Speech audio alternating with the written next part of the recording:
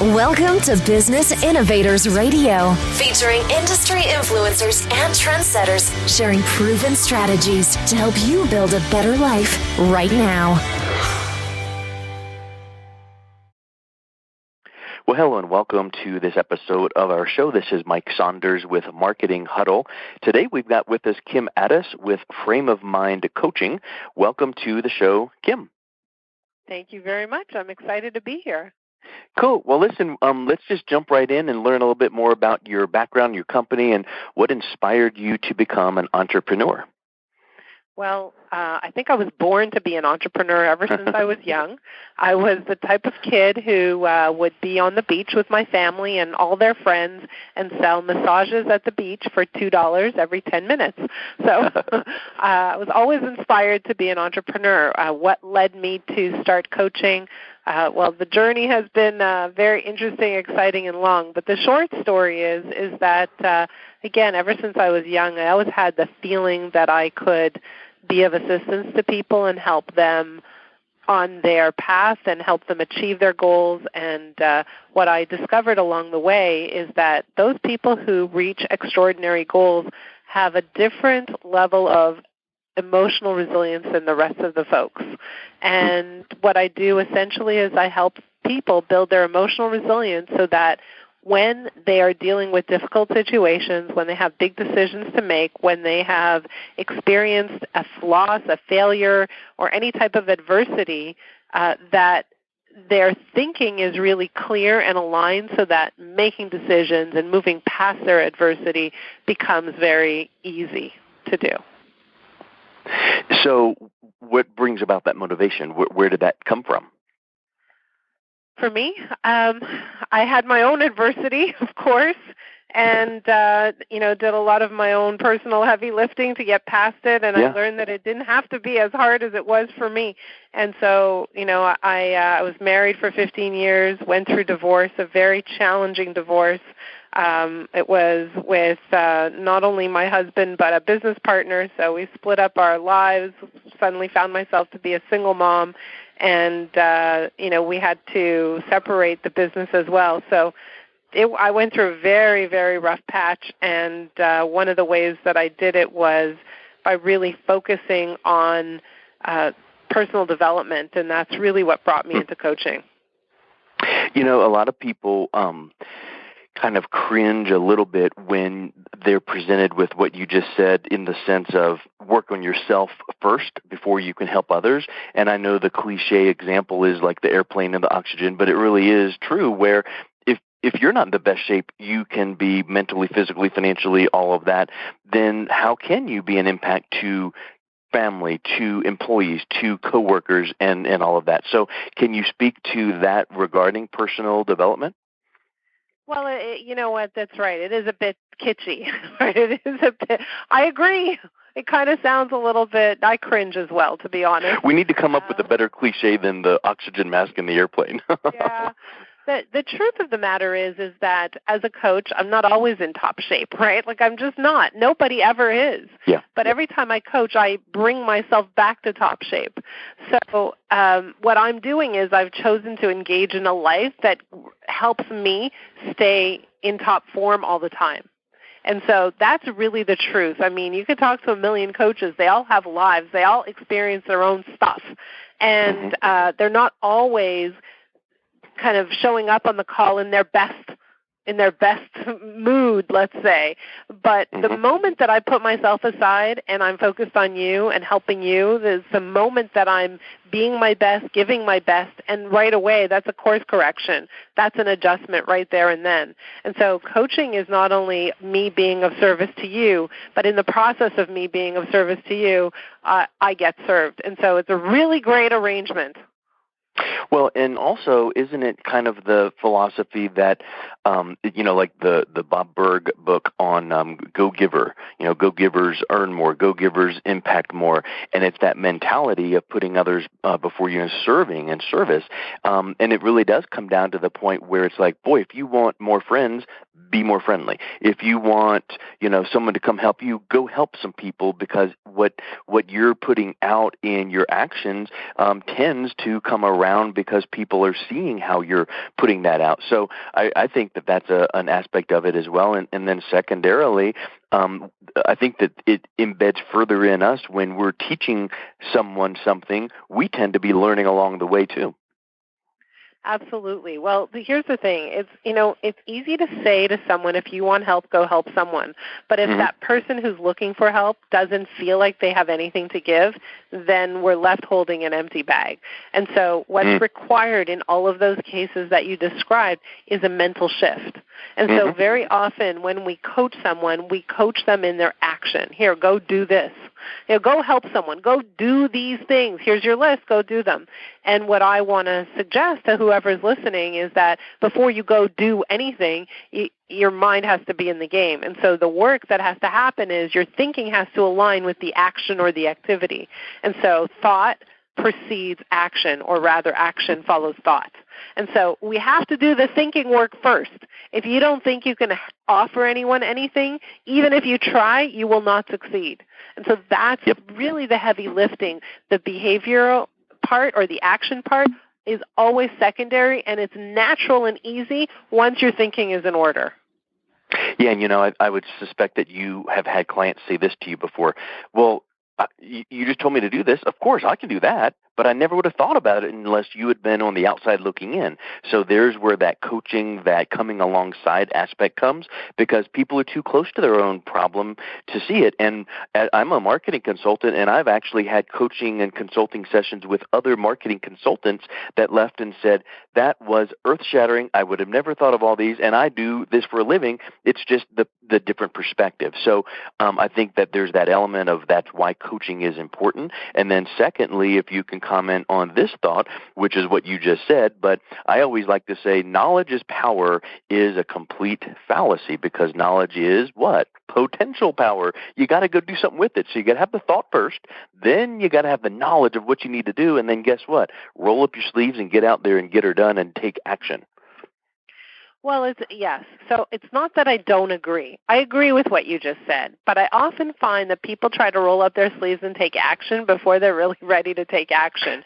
Yeah, ready, fire, aim. Yeah, and then they fail, and then they say, see, I'm a failure. Yeah. What they do is they collect evidence to prove their lack of value or worth.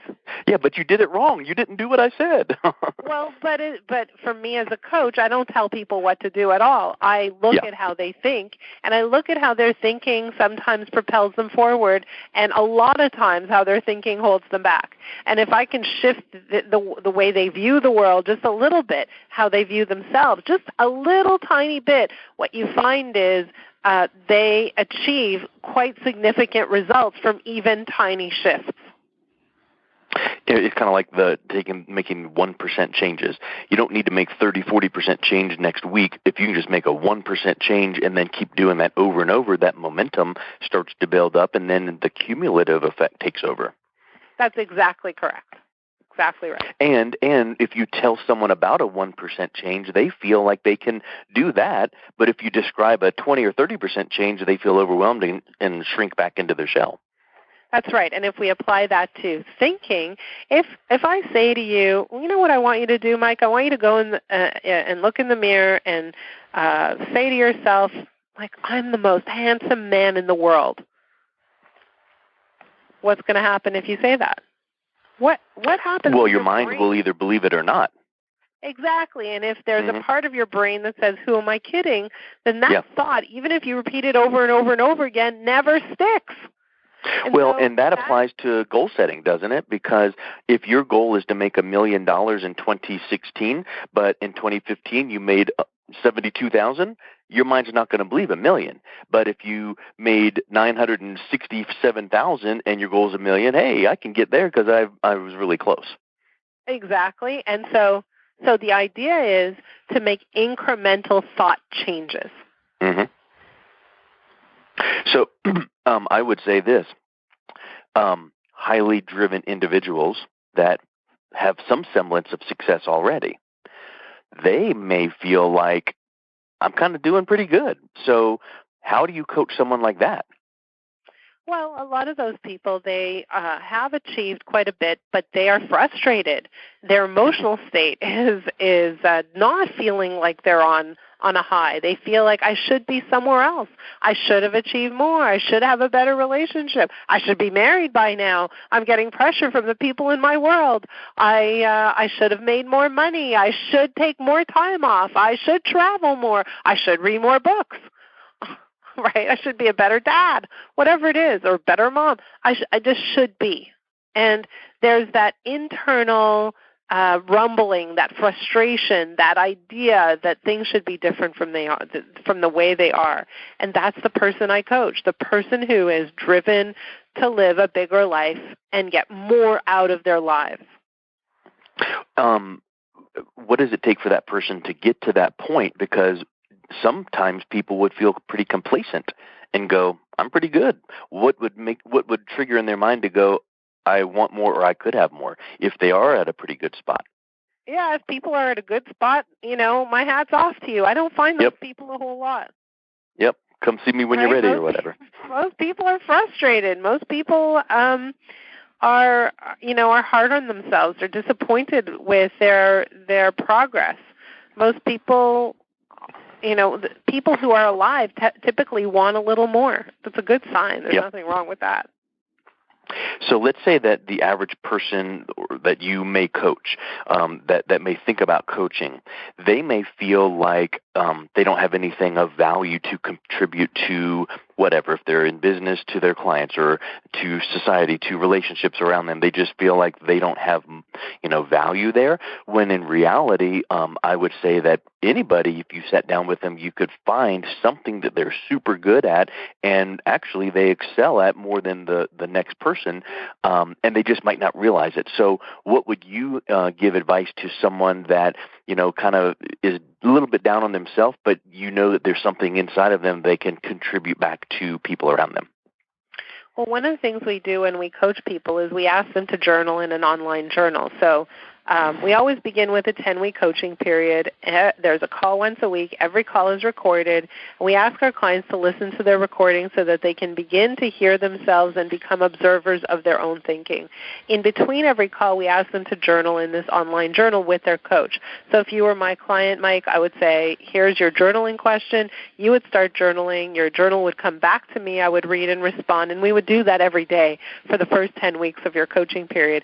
So it's very, very intense. It's very intimate. But what happens is when you journal, you're telling me the story of your life. And in essence, what I'm able to do is dig underneath that story to identify the beliefs that are causing you to feel a lack of value. Does that make sense? And so it's not about helping you see your value per se. It's about helping you identify the beliefs that you've invented, that you've created, that you've made up and absorbed that don't make any sense. And that may be shining falsely a light based on those beliefs and moving them out of the way and replacing them with better truths. Mm-hmm. Yeah, I would suspect that is 10 levels deeper than the typical, why do I need coaching? I can just go online and fill out this form and go, check, okay, there we go. But that's just not even scratching the surface. You need someone that can perceive things and understand and bring things up to your attention, and that's where that coaching aspect comes in. Right, and coaching, like amazing coaching, isn't only designed to help you achieve a specific goal. Amazing coaching is designed to equip you with an understanding of who you are and how you operate and where you get trapped and how you can overcome those traps so that you can achieve any goal you want to achieve. That's amazing coaching. Mm-hmm. So here's a crazy question for you. If you were queen of the world or king of the world, or what in the coaching industry, what 3 things would you like to change about the industry? That's easy. Number 1 is I think that a lot of coaching is focused on the concept of accountability. So as a coach, I hold you accountable to getting X, Y, and Z done. And I think that model in the coaching world is really dangerous and detrimental. Why? Because if I hold you accountable and it works, then what have I done? I've created a model of dependency, right? Mm-hmm. And that's if it works.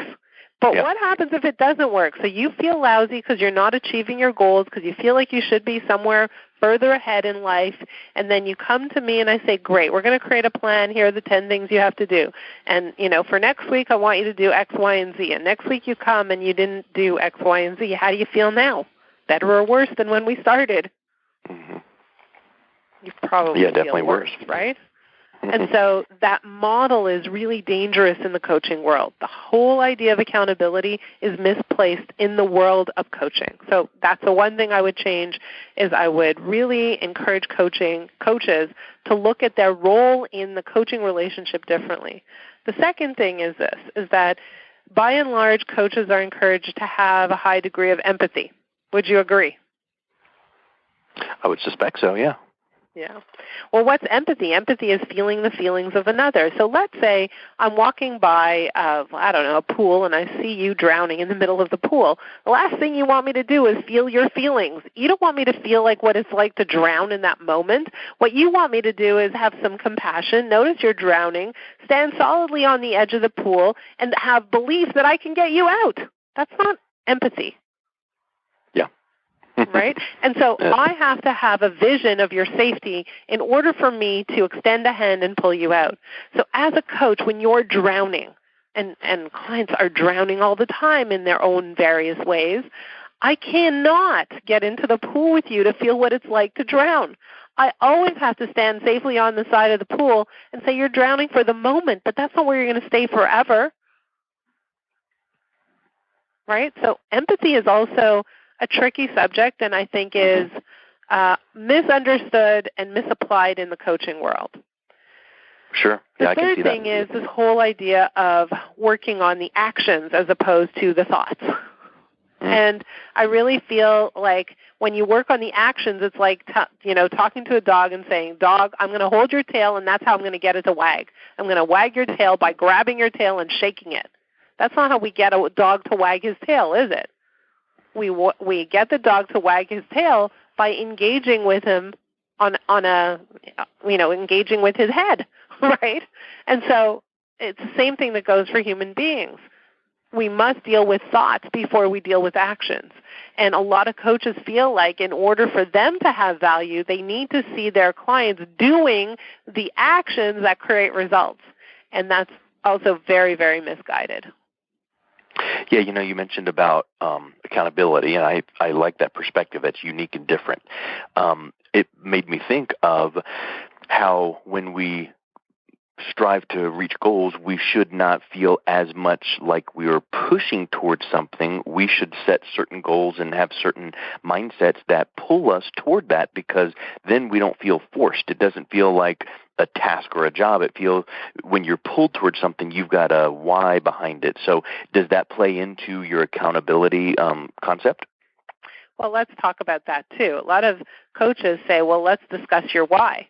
But I think that's a boring question, and I'll tell you why I think it's a boring question, because your why is the same as my why is the same as his why or her why or anybody else's why. Why? Because I want to live a better life, because I want things to be better. I want things to be happier. I want to get to a happier place. The more important question is, why not? What's preventing you from living your dreams, attaining your desires, going for your goals? What's getting in the way? So why not? That's the important question. Neat. Awesome. Well, you've got some interesting and very different, powerful ways to look at things that I think people typically just kind of in one ear and out the other. And I think that's a fresh perspective, and that's really, really encouraging. What's the best way for people to get to know more about what you offer and find out more about your work? frameofmindcoaching.com. For anyone who's listening, there's a free downloadable book that I wrote called What You Focus On Grows, and it's a series of short stories that kind of help you look at a lot of different things from a very different lens. So please download that. And in addition to that, I encourage everybody to start thinking about their own thinking, and right there on the website is an assessment that will help you examine your own frame of mind and see where you stand right now, and really take a good look at what's working and what's not working in your life, and give you an opportunity to talk to one of our amazing team members. Super. Well, Kim, thank you for taking time to chat with us today, and I really appreciate your insights. Thank you so much for having me on your show. I really enjoyed it. Thanks for listening to Business Innovators Radio. To hear all episodes featuring leading industry influencers and trendsetters, visit us online at businessinnovatorsradio.com today.